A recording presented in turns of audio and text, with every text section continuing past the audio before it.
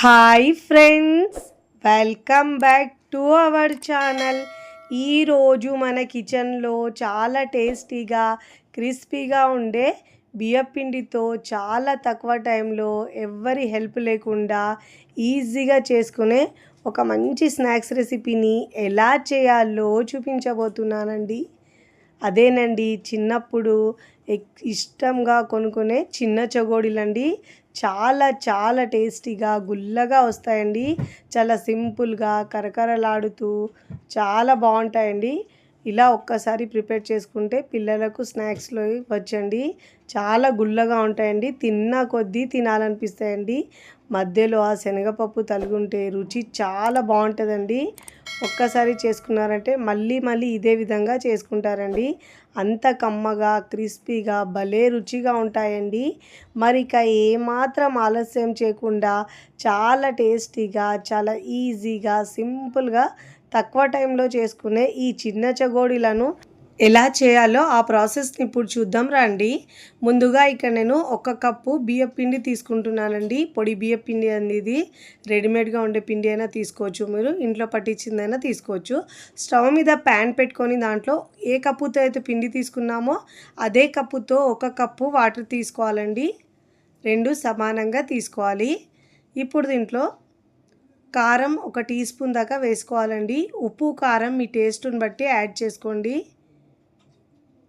ఇప్పుడు ఇలా కారం వేసుకున్న తర్వాత దీంట్లో రుచికి సరిపోయినంత ఉప్పు వేసుకోవాలండి. చాలా సింపుల్గా తక్కువ టైంలో ఈజీగా చేసుకోవచ్చండి. ఇప్పుడు దీంట్లో 1 టీ స్పూన్ దాకా ఆయిల్ వేసుకోవాలండి. ఇలా ఆయిల్ వేసుకోవడం వల్ల మనకు ఈ చెగోడీలు చాలా గుల్లగా వస్తాయండి. మంచి కలర్గా కనిపించుకోవడానికి బయట ఎలా ఉంటాయో అలా కొనుక్కునేటట్టు ఉండాలని నేను దీంట్లో 1 పించ్ ఫుడ్ కలర్ యూస్ చేస్తున్నానండి. రెడ్ ఫుడ్ కలర్ వేస్తున్నానండి. ఇష్టం లేకుంటే మీరు స్కిప్ చేసినా పర్వాలేదండి.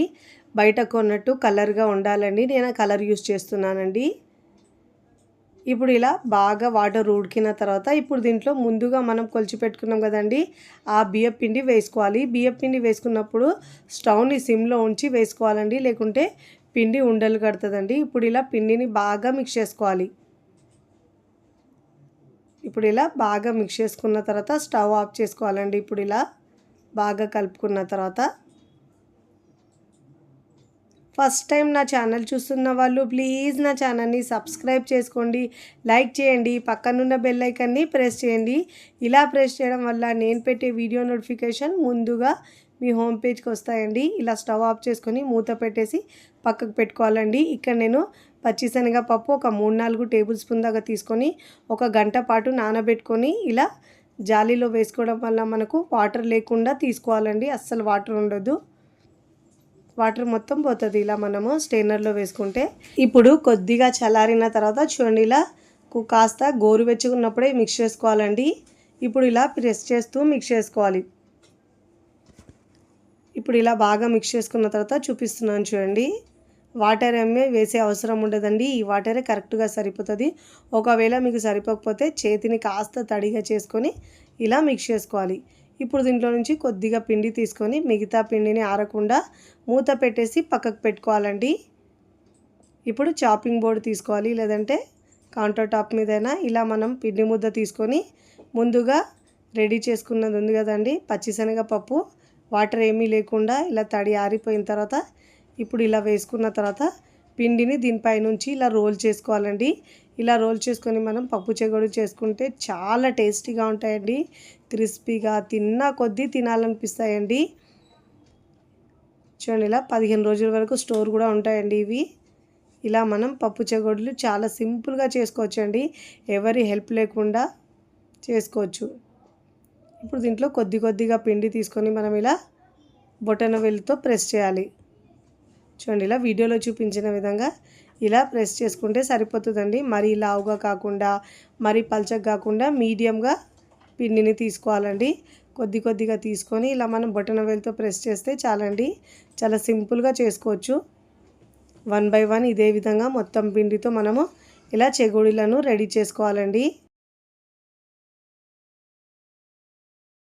చాలా సింపుల్గా చేసుకునే రెసిపీ అండి ఇదైతే. పిల్లలు సాయంత్రం పూట స్కూల్ నుంచి రాగానే ఇలా చేసి పెట్టండి, చాలా ఇష్టంగా తింటారండి. ఏదైనా తినడానికి ఇవ్వమన్నప్పుడు అప్పటికప్పుడు ఇలా చేసుకొని ఇవ్వచ్చండి. ఇక్కడ నేను అన్నీ రెడీ చేసుకున్న తర్వాత మీకు చూపిస్తున్నాను. ప్లేట్లోకి తీసుకున్నానండి. ఇప్పుడు మనం వీటిని ఫ్రై చేసుకుందాం. డీప్ ఫ్రైకి సరిపోయినంత ఆయిల్ తీసుకోవాలండి. ఆయిల్ బాగా వేడైన తర్వాత స్టవ్ని సిమ్లో ఉంచి ఇప్పుడు మనము ఈ చెగోడీలను వేసుకోవాలి. ప్యాన్లో ఎన్ని పడితే అన్ని వేసుకోవాలండి. ఎక్కువ వేసుకొని ఫ్రై చేసుకోవద్దు, ఫ్రీగా ఫ్రై చేసుకోవాలి. మంటను మీడియం ఫ్లేమ్లో ఉంచి మంచి క్రిస్పీగా ఫ్రై చేసుకోవాలండి. మీడియం టు లో ఫ్లేమ్లో మంటను ఫ్రై చేసుకోవాలి. అదే మీరు హై ఫ్లేమ్లో ఉంచితే పైన కలర్ వచ్చేస్తుంది. ఎందుకంటే దీంట్లో మనం కలర్ వేసాం కాబట్టి కలర్ కూడా అంత తెలియదు, కానీ క్రిస్పీగా రావండి, పచ్చిగా ఉంటాయి లోపల. ఇప్పుడు ఇలా మంచిగా క్రిస్పీగా ఫ్రై చేసుకోవాలి. అన్ని వైపులో తిప్పుతూ మంచిగా క్రిస్పీగా ఫ్రై చేసుకోవాలండి. చాలా తక్కువ టైంలో ఈజీగా చేసుకునే స్నాక్స్ అండి ఇదంటే. పైన నురగలు తగ్గిన తర్వాత ఇలా మనం జాలి గరిటెలో తీసుకోవాలండి.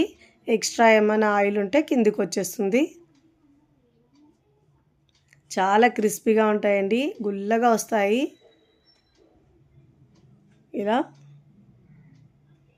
ఇలా తీసుకొని ఇలాంటి టెక్స్చర్ వచ్చే వరకు ఇలా క్రిస్పీగా ఫ్రై చేసుకోవాలండి.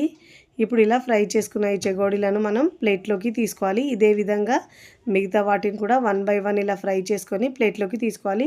నేను ఇక్కడ అన్నీ చేసుకున్న తర్వాత సర్వింగ్ ప్లేట్లోకి సర్వ్ చేసుకుంటున్నానండి.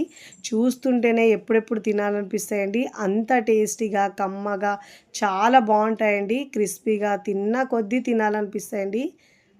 ఇలా చేసుకొని పెట్టుకున్నారంటే చాలా ఇష్టంగా పిల్లలకు ఎప్పుడు కావాలంటే అప్పుడు స్నాక్స్ని ఇవ్వచ్చండి. మార్నింగ్ పూట పిల్లలకు స్నాక్స్ కట్టడానికి తోచనప్పుడు ఇలా చేసుకొని పెట్టుకుంటే సింపుల్గా చేసుకునే రెసిపీ అండి. మీకు ఇక్కడ తుంచి చూపిస్తాను చూడండి, ఎంత క్రిస్పీగా వచ్చినాయి. చిన్నప్పుడు ఎక్కువగా ఇలా కొనుక్కొని తినేవాళ్ళండి, అంత బాగుంటాయి ఇవి. తుంచుతూనే తెలుస్తున్నాయి ఎంత క్రిస్పీగా వచ్చినాయి. వీడియో నచ్చితే లైక్ చేయండి, ఫ్రెండ్స్ ఫ్యామిలీకి షేర్ చేయండి. మరికొన్ని టేస్టీ సింపుల్ క్విక్ రెసిపీస్ కోసం టీ కిచెన్ని సబ్స్క్రైబ్ చేసుకోండి. కమెంట్ చేయడం అస్సలు మరవకండి. Thanks for watching.